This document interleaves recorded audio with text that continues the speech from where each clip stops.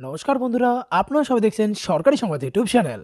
বন্ধুরা, আপনাদের পরিবারে যদি 18 বছরের উপরে কোনো বেকার ছেলেমেয়ে থেকে থাকে, তাহলে কিন্তু তাদের জন্য একটা বিরাট বড় খুশির খবর রয়েছে। হ্যাঁ বন্ধুরা, তৃতীয়বারের জন্য আমাদের রাজ্যের মুখ্যমন্ত্রী হয়ে কিন্তু মমতা বন্দ্যোপাধ্যায় তার দেওয়া সমস্ত প্রতিশ্রুতি কিন্তু পূর্ণ করে চলেছেন।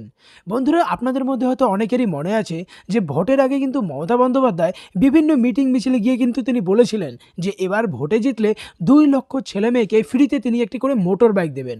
আর বন্ধুরা, এবার আবারও মুখ্যমন্ত্রী হয়েই কিন্তু তিনি তার সমস্ত প্রতিশ্রুতি পূর্ণ করার কাজ শুরু করে দিয়েছেন। সেটা কিন্তু মমতা সরকারের এই লক্ষ্মীর ভাণ্ডার বলুন বা মেয়েদের জন্য কন্যাশ্রী, রূপশ্রী, যুবশ্রী, এছাড়াও 12 ছাত্রছাত্রীদের জন্য ট্যাব কেনার জন্য 10,000। তো এইসব দেখলেই কিন্তু বোঝা যায় যে মমতা সরকার তার দেওয়া কথাগুলো তিনি রাখতেছেন। আর বন্ধুরা, ঠিক এভাবে কিন্তু ইতিমধ্যে তিনি বাইক দেওয়ার কাজটাও শুরু করে দিয়েছেন।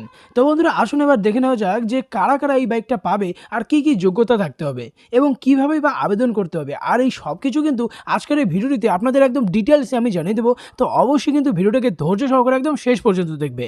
এর সাথে বন্ধুরা, যদি আপনারাও এই বাইকটা পেতে চান আপনাদের বাড়ির ছেলেমেয়েদের জন্য, তাহলে কিন্তু অবশ্যই ভিডিওটিকে একটু লাইক করে দেবেন। এরই সঙ্গে লাল রঙের সাবস্ক্রাইব বাটনে ক্লিক করে বেল নোটিফিকেশনটা অল করে দেবেন। তো বন্ধুরা, এখানে দেখুন বলা হয়েছে যে ভোটের আগে কিন্তু বেকারদের জন্য নতুন প্রকল্পের কথা ঘোষণা করেছিলেন মুখ্যমন্ত্রী মমতা বন্দ্যোপাধ্যায়। আর এই প্রকল্পটার নাম দেওয়া হয়েছে কর্মই ধর্ম প্রকল্প। বন্ধুরা, মমতা বন্দ্যোপাধ্যায় জানিয়েছিল যে এই যে দেখবেন মাছওয়ালা মাছ বিক্রি করে একটা সাইকেল নিয়ে যায়, পিছনে একটা ঠান্ডার বাক্স থাকে, আর আমরা ঠিক করেছি সমবায় ব্যাংক থেকে তাদের মতো এইরকম 2 লক্ষ ছেলে মেয়েকে একটি করে বাইকের ব্যবস্থা করে দেবো, যাতে তারা সেই বাইকের পিছনে একটি করে বাক্স থাকবে, যেখানে তারা শাড়ি বিক্রি করতে পারবে, জামা কাপড়, আলু পেঁয়াজ এইসব বিক্রি করে তারা খেতে পারবে। এরই সঙ্গে দেখুন এখানে আরও নিচে পরিষ্কার করে বলা হয় যে মমতা বন্দ্যোপাধ্যায় জানিয়েছে যে আমরা ওই প্রকল্পের নাম দিয়েছি কর্মই ধর্ম। কোনো কাজই খারাপ নয়।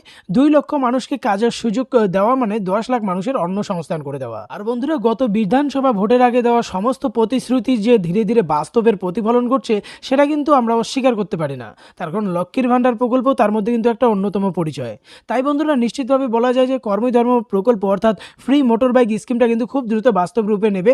নবান্নের তরফ থেকে অফিসিয়াল নোটিশ এলেই আপনাদের আগেই জানিয়ে দেওয়া হবে।